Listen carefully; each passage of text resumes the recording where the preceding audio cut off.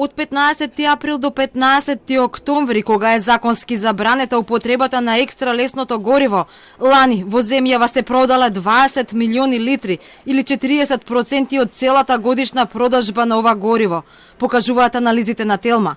Со ова, буџетот изгубил 240 милиони денари само од нелегалната продажба на црвената нафта во тие 6 месеци, кога таа е забранета да се точи и да се злоупотребува како замена за дизел гориво. Министерката за финансија Ангеловска вчера не излезе да ги презентира аргументите зошто владата не одлучи да се изедначи акцизата на екстра лесното со таа на дизелот, а единствен аргумент на владиниот портпарол Хоџа вчера беше токму тоа што заврши грејната сезона со што е забранета употребата на ова гориво. Се земени предвид сите совети, сите анализи кои се направени од експерти од вработениот Министерство за финансии во владата и сите други засегнати страни, но да додадам другиот дел на прашање дека екстра лесното гориво е наменето само со лимитирана употреба, тоа е законски забрането за продажба од 15 април, така да ефектот би бил скоро никаков. Иако Телма ги побара анализите врз база на кој е донесена одлуката, сепак ниту од владата, ниту од Министерството за финансии не добивме никакви податоци. А дека државата нема контрола на злоупотребите со црвената нафта неодамна за Телма, потврди и пазарниот инспекторат.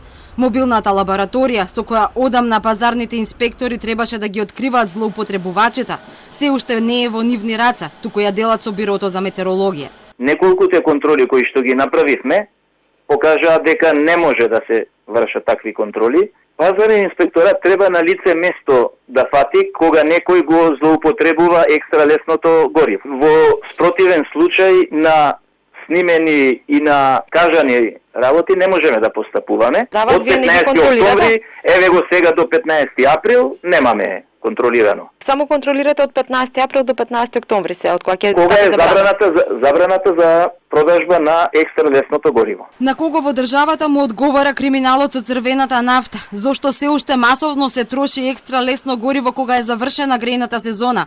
И зошто државата ја дозволува сивата економија, праша вчера и најголемата нафтена компанија во земјава Макпетрол.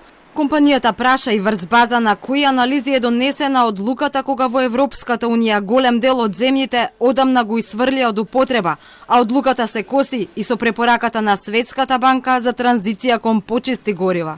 Макпетрол АД уште еднаш апелира до владата и до сите државни институции за посериозен пристап кон предлогот за израмнување на акцизата на екстра лесното гориво со дизелот, а не да ги штити криминалот и злоупотребите со ова гориво.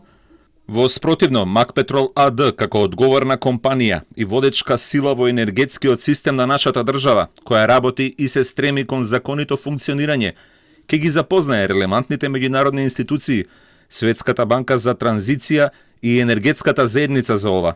Анализите пак и на компанијата и на регулаторната комисија за енергетика потврдија дека на земјава и требаат 5 милиони литри екстра лесно гориво за грејење, а се увезуваат 55 милиони литри.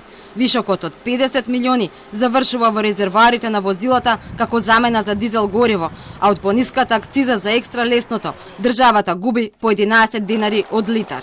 Пресметките пак кои ги изнесе председателот на регулатор на Бислимовски покажаа дека поради злоупотребите со црвената нафта буџетот губи над 30 милиони евра годишно, а еколошките ефекти се катастрофални, бидејќи екстра лесното содржи 100 пати повеќе сулфур од обичниот дизел и е 100 пати поголем загадувач.